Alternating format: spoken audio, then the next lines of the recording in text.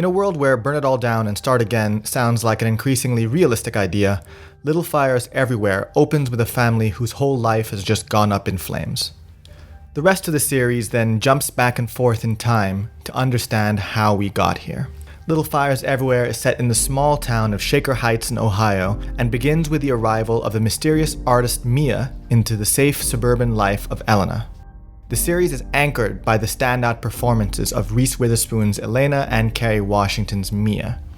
Elena is a bit like if Elle Woods grew up to become a Karen, with her peppy confidence and can-do spirit curdling into something more sinister and oppressive. Kerry Washington's Mia, on the other hand, is always wonderfully balanced between vulnerability, empathy, and contempt. It's hard to describe exactly what Little Fires Everywhere is all about because, like all great works of art, it's about so much. It covers class, race, motherhood, sexism, teenage angst, and our very existential hopes and desires. While the film begins as an exploration of Mia and Elena, the focus eventually expands to cover a whole crowd of people in the town.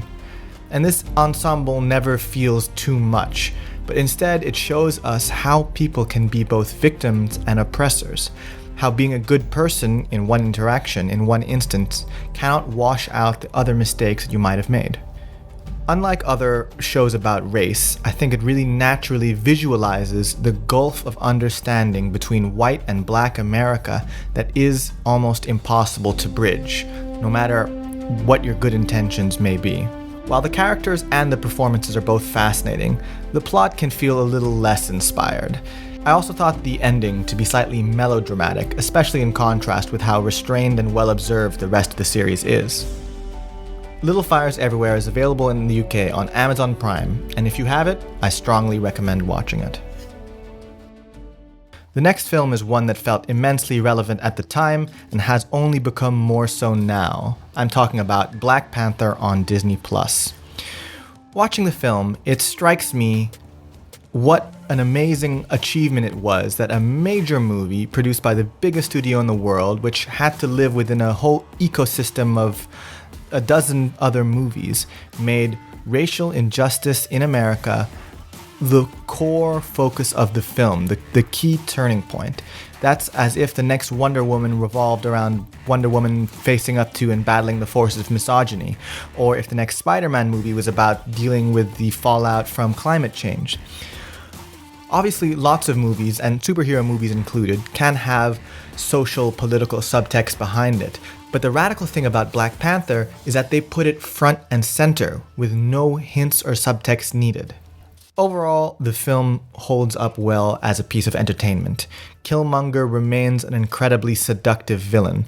This is both from the charisma of Michael B. Jordan and for the way he clearly calls out the immense racial injustices present in the world and the hypocrisy of Wakanda.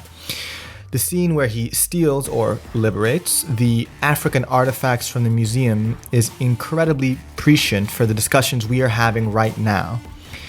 Even his solution, global violent revolution, seems less far-fetched or even undesirable in the landscape of 2020.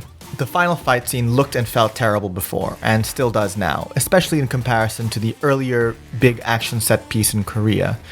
That one felt just so much more organic and imaginative in how they utilize and showcase the unique technological abilities of Wakanda and the Black Panther. And while Chadwick Boseman doesn't have a lot to do and kind of has to make him the straight man, the movie always surrounds him with larger, louder, more interesting characters to bounce off of.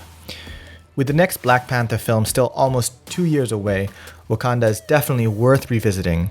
Black Panther is available on Disney+.